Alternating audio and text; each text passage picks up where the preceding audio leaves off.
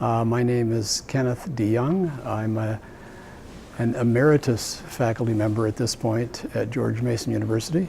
I've got my PhD in the 70s. I was lucky enough to be a PhD student of John Holland. They were just formulating the ideas of genetic algorithms at that time, so he, along with a bunch of his graduate students, kind of coalesced many of those ideas. From there, I took a job at the University of Pittsburgh in the computer science department. I think of myself as a computer scientist. So my first job was at the University of Pittsburgh. I was there for about 5 or 6 years, and then I had an opportunity to help the Naval Research Lab start up what they called their Applied Artificial Intelligence Lab. And so I spent a year there, and my wife and children liked it so much, I started looking around for a job in the Washington, D.C. area, and George Mason had just decided to grow up and become a research university. And so I signed on and was at George Mason University for the rest of my career.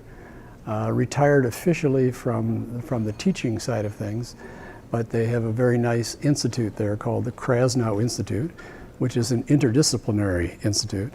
And so I'm interacting with people who are doing biology and people who are doing chemistry, who are doing physics, who are doing neuroscience and so on. And in almost all the fields now, they're interested in computational approaches and computational models. So we're trying to blend ideas from evolutionary computation, bringing them deeper into the sciences. That's what this is all about now.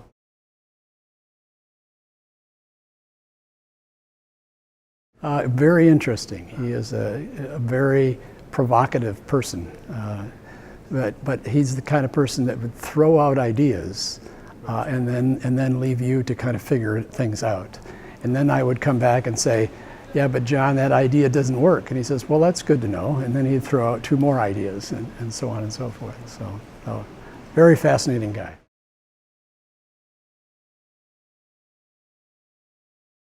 Yeah, so my definition of evolutionary computation is that you're using Darwinian-like processes to solve difficult computational problems. So that's where I think the term evolutionary computation comes from.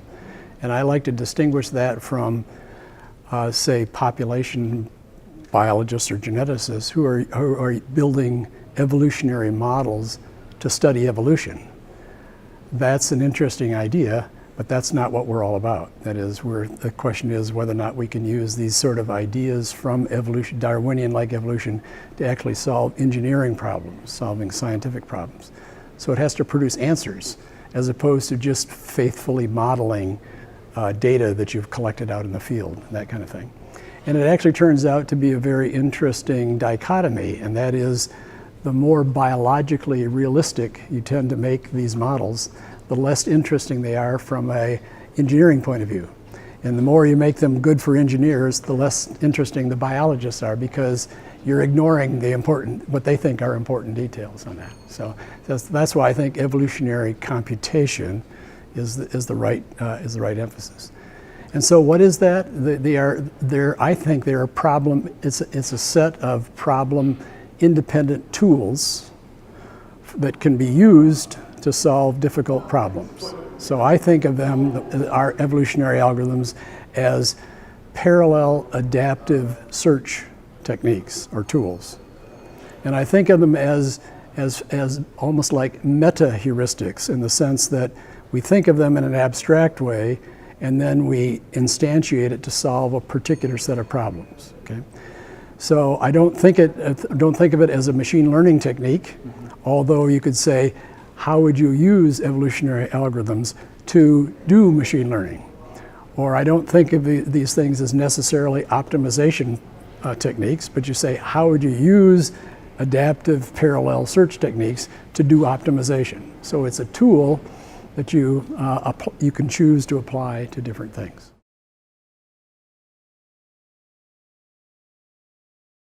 So historically, in the quote early days, I guess you would call it shallow learning, when we had just the standard standard neural net techniques, and they would use things like backprop to tune the neural networks. Backprop are really gradient descent techniques. Well, we know very well what the difference is between evolutionary techniques and and gradient descent. And so already in the early days, people were saying, yeah, I can train neural nets using an evolutionary algorithm to tune the weights rather than using backprop, okay? And so we see the same kinds of opportunities with deep learning now. The question is, so what algorithms are currently being used? Are they gradient descent? Are they backprop-like algorithms, even at these lower levels and so on and so forth? Are there opportunities there to inject these evolutionary techniques to actually improve the state of the art? So that's how I see the two related to each other. It's not a learning tool, it's not a learning technique in itself, it's something that can amplify or enhance a particular problem area.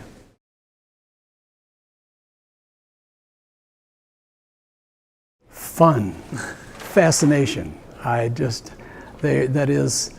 To me, the idea of turning a process loose and not knowing how it's going to come out, and then have it come out in very interesting ways without having to sit down and tell it what to do at every step along the way, I found that just to be fascinating.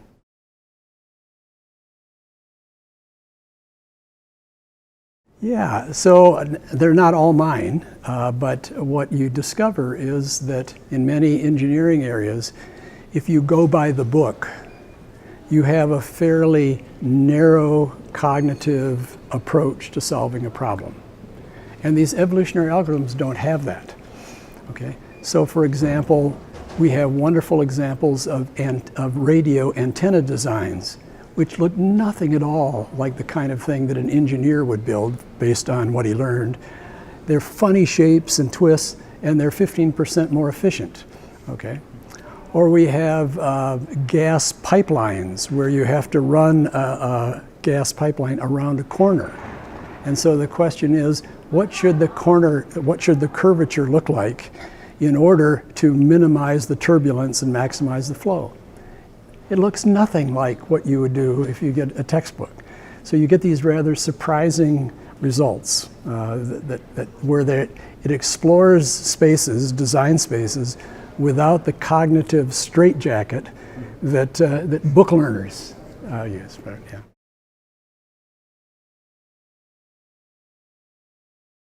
That's really been my shtick for the last 10 or 15 years, and I guess my sense is that we have been so successful, everybody gets on the bandwagon, and everybody tries to do this and to do that, and by about the turn of the century, we probably had 40 or 50 different evolutionary algorithms and so on.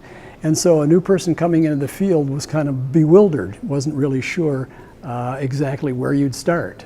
Or alternatively, you'd say, well, I'm a Holland student, therefore I only use genetic algorithms as opposed to something else. So the idea was, is there some kind of a unifying framework so we can talk about these evolutionary algorithms independent of particular instances of them? Think about it a little bit from a software engineering point of view, where you go up one level of abstraction and you talk about things at the abstract level, and then when a problem comes along, you start there and instantiate it to a particular problem. So that's what I've been trying to do, and that's my courses and my book and so forth are about that, of giving you that kind of higher level perspective so that you're a top-down practitioner as opposed to a bottom-up.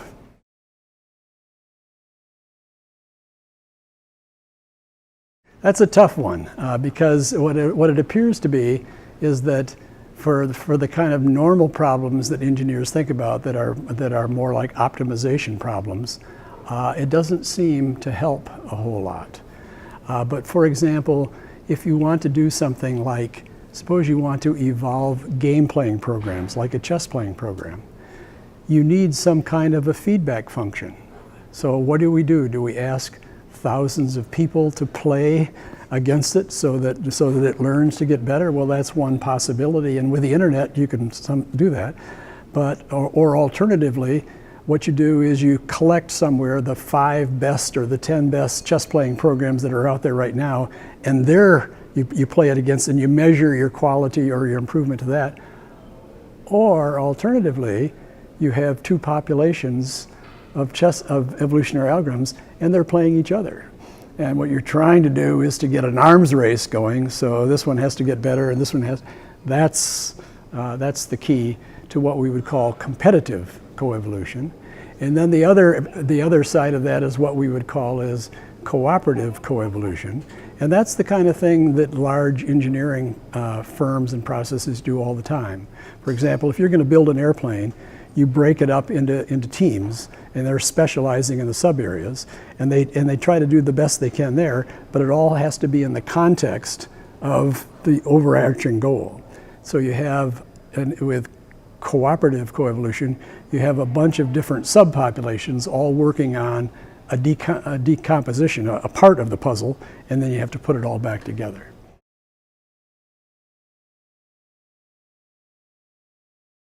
I think it lies mostly, well, there are a couple of things. One is that we certainly haven't exhausted our ideas of more complicated evolutionary algorithms. So we have things called island models, and we have things called spatially distributed evolutionary algorithms and so forth. And with these sort of general characteristics, we know that they're different and they behave differently, but we still don't really understand exactly when would be the best time to use them. So there's fundamental development there, okay? But I think the biggest impact as far as the world is concerned is the ability to embed these evolutionary algorithms into other disciplines, okay? Because what we discover is that almost every scientific discipline right now, they are trying to understand their piece of the science using computational models. But they know nothing about evolutionary computation, and so the techniques that they're using are primitive by comparison. And so one of the things that we've been doing, we've been working with some biologists that have models that are trying to understand protein problems related to protein or diseases. They have computational models that take weeks to run a single experiment. And part of the reason for that, I mean, they're hard problems, so there's no getting around that. But on the other hand, some of the techniques are so primitive that by just going in and inserting an evolutionary algorithm into the right place, you go from weeks to days to hours to do the same experiment. And so that just leverages their ability to do science, okay? And so helping people inject those tools into scientific disciplines, I think. And so you're not solving big problems with evolutionary computation, but evolutionary algorithms are an engine in the middle of a more complicated problem-solving process, okay?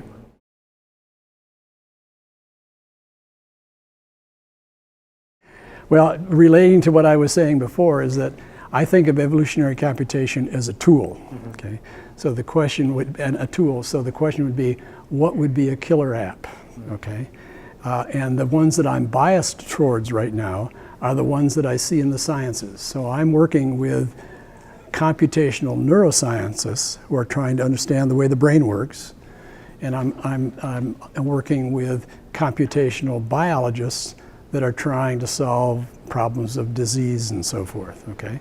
And in both of those cases, if we can use evolutionary algorithms to significantly improve the state of art of understanding how our brain works or how to deal with certain kinds of diseases, I think that's a huge step forward. But what you won't see in the paper, you won't see evolutionary algorithms solve this or solve that. It's embedded, in a hidden in this, but a key engine or component to the whole process. Yeah.